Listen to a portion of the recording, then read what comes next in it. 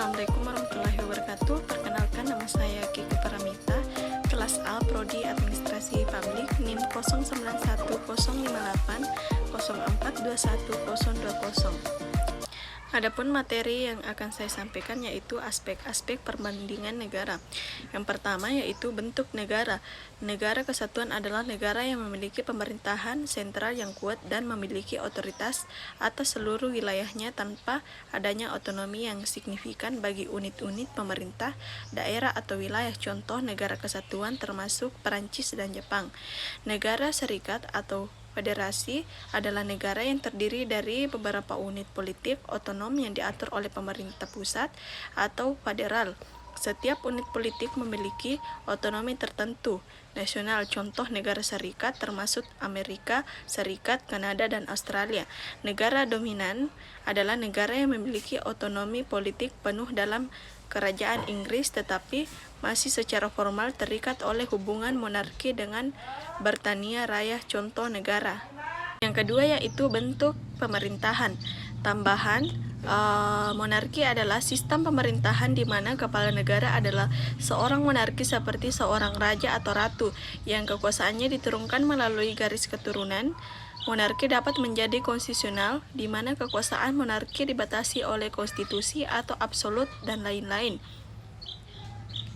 Oligarki adalah sistem pemerintahan di mana kekuasaan politik dipegang oleh sekelompok kecil individu atau kelompok yang memiliki kekayaan, kekuasaan, atau status nasional yang besar.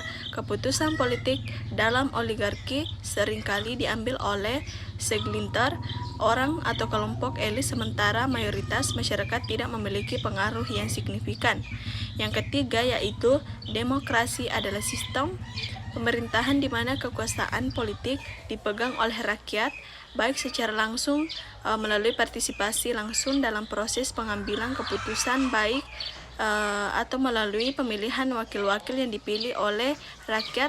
Prinsip-prinsip demokrasi meliputi kebebasan berpendapat, pilihan umum yang adil, dan perlindungan hak asasi manusia. Selanjutnya yaitu sistem pemerintahan. Yang pertama, sistem pemerintahan merujuk pada struktur dan proses di mana pemerintahan suatu negara diatur dan dijalankan. Sistem pemerintahan melibatkan pembagian kekuasaan antara cabang eksklusif, legislatif, dan yudikatif serta cara kekuasaan tersebut diterapkan dan dijalankan. Yang kedua, sistem presidensial adalah salah satu bentuk sistem pemerintahan di mana eksklusif kepala negara dan pemerintahan dipisahkan dari badan legislatif AS. Antara kekuasaan eksklusif dan legislatif, presiden memiliki wewenang untuk mengambil keputusan tanpa campur tangan langsung dari badan legislatif. Selanjutnya itu sistem politik. Yang pertama yaitu sistem struktur politik adalah bagian dari sistem politik yang berkaitan dengan organisasi dan hierarki kekuasaan politik di dalam suatu negara. Ini mencakup lembaga-lembaga pemerintah, partai politik, kelompok kepentingan, dan elemen-elemen lain yang membentuk kerangka kerja politik suatu negara.